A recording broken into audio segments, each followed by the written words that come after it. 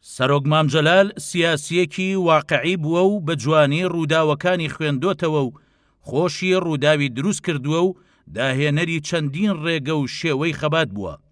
بۆیە وەک چۆن لە قۆناغەکانی خوێندندا هەمویانی بە سەرکەوتوی بڕیوە، لە قۆناغەکانی خەباتیشدا بە هەمان شێوە سەرکەوتنی گەورەی بەدەستهێناوە لە جێبەجێکردنی ڕوانین و بیردۆزەکانیە.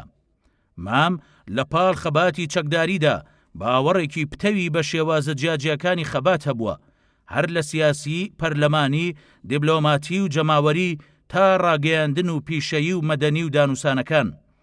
لەو بوارەشدا سەدان تێز و ڕوانین و بۆچوونی لە نووسین و پەیام و وتارەکانی داخستۆتە ڕوو کە ڕێنمایەکی گرنگە بۆ ژیانی حیزبی و ڕێکخراوەیی.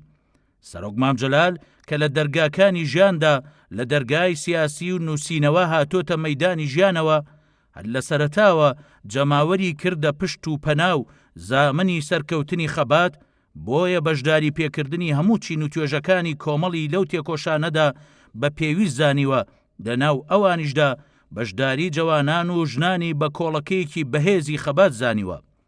لە ئاس خەباتی پیشەیی و دیموکراسیدا سەرۆک مامجەلال باەخی ئەم خەباتەی زۆر بە گرنگیەوە وەرگرت بوو. لە ساڵی 1953ەوە کە دامەزرێنەر و یەکەمین سکرتێری یەکەمین ڕێکخراوی قوتابیان بوو، دواتریش دامەزراندنی ڕێکخراوەکانی تری بەدوا داهات.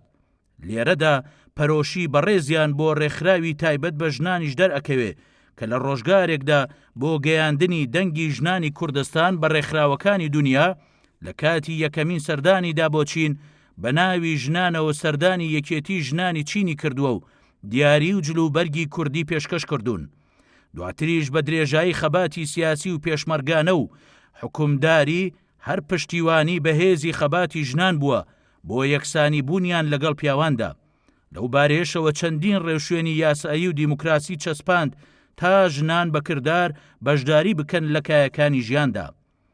مامجەلالی مەزن کە هەمیشە واقعیانە ڕوانی وێتیە هەلومەرجەکانی خەباتی گەلەکەمان لەگەڵ باوەڕی پتەوی بەسەر بەخۆیی کوردستان و پێکەوە گرنگیدانی خەباتی پارچەکانی تری کوردستان دژی دوژمنان، داکۆچیکارێکی دروشمی دیموکراسی بۆ عێراق و مافی چارەنووس بۆ گەلی کوردستانیش بوو کە لە ساییدا هەموو پێکاتەکان بە یەکسانی بە مافەنەتەوەی و ئاینی و مەسهەبیەکان شاد بن.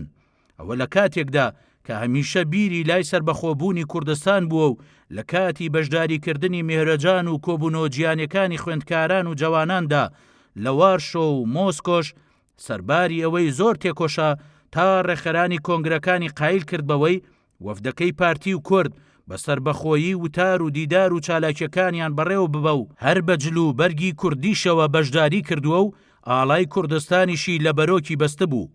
هەمیشەش بە دڵ و بەگیان پشتیوانی ڕێکخراوە سیاسیەکانی پارچەکانی کوردستانی کردووە بۆ گەیشتن بە ئامانجەکانیان.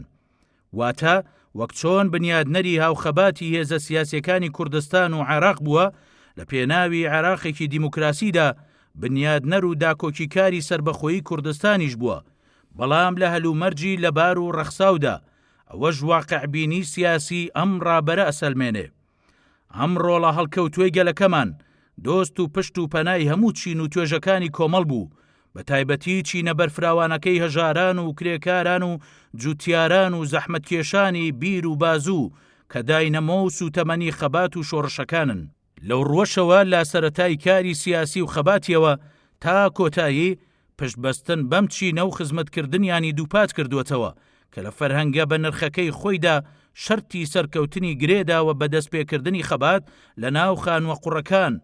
دەستپێکردنی خزمەتکردن و ئاوردانەوەشی کردۆتە مەرجی سەرەکی بۆ مسۆگەربوونی پشتیوانی جەماوەری لە هەر حیزب و ڕێکخراوێک.